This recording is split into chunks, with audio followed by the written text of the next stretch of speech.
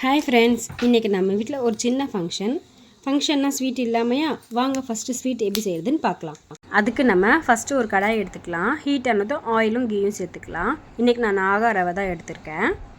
நம்ம சேர்த்த key oil எல்லாம் ஹீட் ஆனதுக்கு அப்புறமா நம்ம எடுத்து வச்சுருக்க முந்திரி, பட்டை, லவங்கம், ஏலக்காய் இதெல்லாம் போட்டு நம்ம நல்லா ரோஸ்ட் பண்ணிக்கலாம். முந்திரி கொஞ்சம் லைட்டாக ப்ரௌன் ஆனதுக்கப்புறமா காஞ்சி திராட்சை போட்டுக்கலாம். ஏன்னா அது வெடிச்சுட்டா கொஞ்சம் புளிப்பாயிரும். அதுக்காக போட்டு நம்ம 1 செகண்ட்லேயே அதையே எடுத்துடலாம்.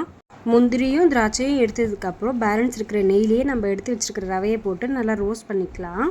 ஆல்ரெடி அது டபுள் ரோஸ்டட் ரவை தான், இருந்தாலும் நம்ம ஒரு தடவை ரோஸ்ட் பண்ணிக்கலாம், கொஞ்சம் நல்லாயிருக்கும். அதுக்காக தான் ரவை வறுத்து எடுத்ததுக்கப்புறமா நம்ம அளந்து வச்சுக்கிற கப்பில் 2 கப்பு தண்ணி, அதுதான் ரேஷியோ, அந்தளவுக்கு நம்ம தண்ணி ஊற்றிக்கலாம். நெக்ஸ்ட்டு கலர் பவுடர் ஆப்ஷனல் தான், உங்களுக்கு பிடிச்சா சேர்த்துக்கோங்க, இல்லை ஒயிட் கலரில் கூட செஞ்சுக்கலாம். தண்ணி நல்லா கொதிச்சதுக்கப்புறமா நம்ம வறுத்து வச்சுருக்கிற ரவையெல்லாம் சேர்த்துக்கலாம். நம்ம வறுத்து வச்ச முந்திரியுமே கூட சேர்த்துக்கலாம். நம்ம சேர்த்த தண்ணி எல்லாமே நல்லா வற்றி வரணும். அது வரைக்கும் நம்ம கைவிடாமல் ரவையை கிளறிக்கலாம், இல்லைன்னா அங்கங்கே கட்டியாக ஆயிரும். இந்த மாதிரி நல்லா நம்ம போட்ட தண்ணியெலாம் வத்துறதுக்கு அப்புறமா நம்ம எடுத்து வச்சுருக்க சர்க்கரையும் சேர்த்துக்கலாம். சர்க்கரையும் அதே தான், 1 கப்புக்கு 1.5 கப்புன்ற மாதிரி நீங்கள் சர்க்கரை சேர்த்துக்கலாம், கொஞ்சம் கரெக்டாக இருக்கும் ஸ்வீட்டு. இது சிம்மில் ஒரு 5 மினிட்ஸ் வச்சுக்கோங்க. அதுக்கப்புறம் நம்ம போட்ட கீ ஆயில் எல்லாமே மேலே பிரிஞ்சு தனியாக வரும். இதுதான் மெத்தடு. இந்த மெத்தடில் செஞ்சு பாருங்கள், சூப்பராக இருக்கும். நெக்ஸ்ட்டு நம்ம பிரியாணி எப்படி செய்கிறதுன்னு பார்க்கலாம் வாங்க. நான் இன்றைக்கி பிரியாணி செய்கிறதுக்காக இந்தியா கேட் பாஸ்மதி ரைஸ் தான் எடுத்திருக்கேன். அதில் கிளாசிக் எடுத்திருக்கேன். இதுதான் நல்லாயிருக்கும். ஃபஸ்ட்டு நம்ம அரிசியை ஒரு பவுலில் எவ்வளோ இருக்குதுன்னு மெஷர் பண்ணி எடுத்துகிட்டு ஊற வச்சிடலாம். 1 கிலோ அரிசிக்கு 1.5 கிலோ சிக்கன் எடுக்கணும். நான் இன்றைக்கி 2 கிலோக்கு 3 கிலோ சிக்கன் எடுத்திருக்கேன். இதில் மஞ்சத்தூள், உப்பு, இஞ்சி பூண்டு பேஸ்ட்டு, தயிர் போட்டு மேரினேட் பண்ணி வச்சிடலாம். அப்போ தான் நல்லா சாஃப்டாக இருக்கும். சிக்கனில் நல்லா உப்பு காரம்லாம் ஊறி இருக்கும், அதுக்காக தான். இப்போ நம்ம பிரியாணி செய்கிறதுக்கு தேவையான பொருட்கள் என்னென்னு பார்த்துக்கலாம். பட்டை, லவங்கம், ஏலக்காய், 2 லெமனு, தக்காளி, பச்சை மிளகா, தயிர், வெங்காயம், நெக்ஸ்ட்டு கொத்தமல்லி, புதினா 2மே கட் பண்ணி வாஷ் பண்ணி எடுத்து வச்சுருக்கேன். நெக்ஸ்ட்டு ஆயிலு, இஞ்சி பூண்டு பேஸ்ட்டு, இது தாங்க நம்மளுக்கு தேவையான பொருள்.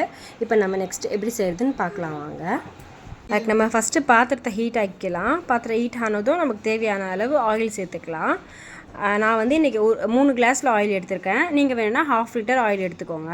ஆயில் நல்லா ஹீட் ஆனதும் நம்ம எடுத்து வச்சுருக்க பட்டை, லவங்கம், ஏலக்காய் சேர்த்துக்கலாம். நெக்ஸ்ட்டு கட் பண்ணி வச்சுருக்க வெங்காயமும் சேர்த்துக்கலாம். வெங்காயம் நல்லா கோல்டன் ப்ரௌன் ஆகணும். ஒரு சிலவங்க வந்து லைட் ஏதோ இந்த கலரில் இருக்கும் போதே போட்டுருவாங்க. நம்ம இந்த கலரில் சேர்க்கக்கூடாது. நல்லா டார்க் ப்ரௌன் ஆகிற வரைக்கும் வெங்காயம் வதக்கணும். பிரியாணிக்கு நல்ல டேஸ்ட்டே நம்ம நல்லா வெங்காயம் வதக்கிறதுல தான் இருக்குது. இங்கே பாருங்கள், இந்த மாதிரி கோல்டன் ப்ரௌன் ஆகணும். இப்போ நம்ம எடுத்து வச்சுருக்க இஞ்சி பூண்டு பேஸ்ட்டு சேர்த்துக்கலாம். சேர்த்துட்டு ஒரு 2-3 நிமிஷம் நல்லா வதக்கி விட்டுக்கலாம். அப்புறமா நம்ம எடுத்து வச்சுருக்க பச்சை மிளகாவும் சேர்த்து நல்லா வதக்கி விட்டுக்கலாம். எண்ணெயிலே பச்சை மிளகாய் போட்டோன்னா தான் அந்த ரொம்ப காரமாக இல்லாமல் மைல்டாக இருக்கும். அதுக்காக தான் எண்ணெயிலே போட்டு வதக்கிக்கலாம். நெக்ஸ்ட்டு நம்ம கட் பண்ணி வச்சுருக்க கொத்தமல்லி, புதினா சேர்த்து வதக்கிக்கலாம்.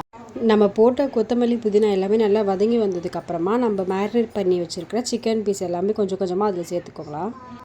நம்ம சிக்கன் சேர்த்த அப்புறம் தண்ணி எதுவுமே சேர்க்க தேவையில்லைங்க. பாருங்கள், சிக்கன்லேயே எவ்வளோ தண்ணி விட்டுருக்குன்னு. அந்த தண்ணியிலே சிக்கன் நல்லா வெந்து வரட்டும். சிக்கன்லேருந்து வந்த தண்ணியெலாம் வற்றி எண்ணெய் தனியாக பிரிஞ்சு வந்ததுக்கப்புறமா தக்காளி சேர்த்துக்கலாம். நான் எப்போவுமே லாஸ்ட்டாக தான் தக்காளி சேர்த்துப்பேன். அப்போ தான் அதில் இருக்க அந்த புளிப்பு தன்மை அந்த சிக்கனை நல்லா ஊறி டேஸ்ட்டாக இருக்கும். தக்காளி போட்டு ஒரு 2 மினிட்ஸ் கழித்து மேலேயே ஒரு 1/2 கப்பு தயிர் சேர்த்துக்கோங்க.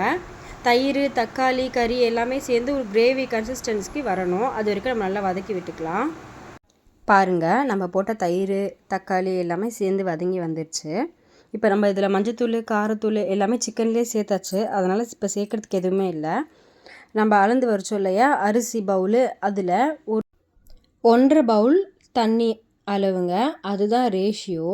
இப்போ ஆல்ரெடி இதில் தண்ணி விட்டுருக்கிறதுனால நான் 1 பவுலுக்கு 1 பவுல் ரேஷியோவில் தான் தண்ணி எடுக்க போகிறேன். அப்போ 2 பவுல் தண்ணி ஊற்றிக்கோங்க.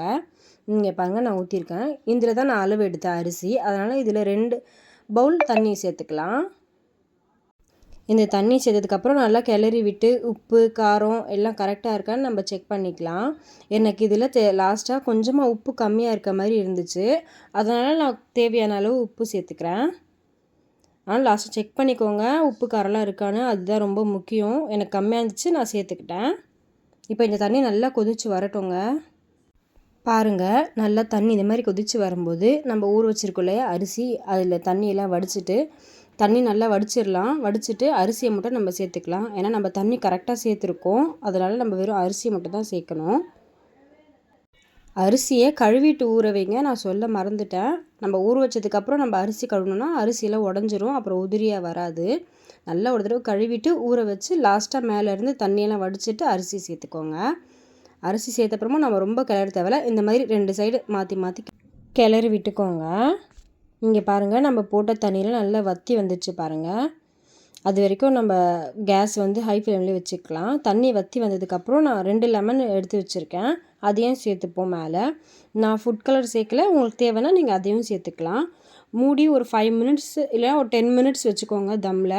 இங்கே பாருங்கள், இந்த மாதிரி மேலே தட்டுக்கு மேலே தண்ணி ஊற்றி ஒரு சத்தல் வச்சு தம்மில் வச்சுப்போம். 1/2 அன் ஹவர் கழித்து ஓப்பன் பண்ணிங்களா இப்படி தான் இருக்கும். பாருங்கள், சுட சுட சூப்பரான பிரியாணி ரெடி ஆயிடுச்சுங்க. கண்டிப்பாக வீட்டில் இந்த மெத்தடில் பிரியாணி ட்ரை பண்ணி பாருங்கள், சூப்பராக டேஸ்ட்டாக வரும். என்னோடய வீடியோஸ்லாம் பிடிச்சிருந்தா லைக், ஷேர், கமெண்ட் பண்ணிவிட்டு சப்ஸ்கிரைப் பண்ணிக்கோங்க. அப்போ தான் நான் போடுற வீடியோஸ்லாம் உங்களுக்கு வரும். எனக்குமே ஒரு மோட்டிவேஷ்னலாக இருக்குங்க, அதுக்காக தான். ஓகே, தேங்க்யூ, பாய்.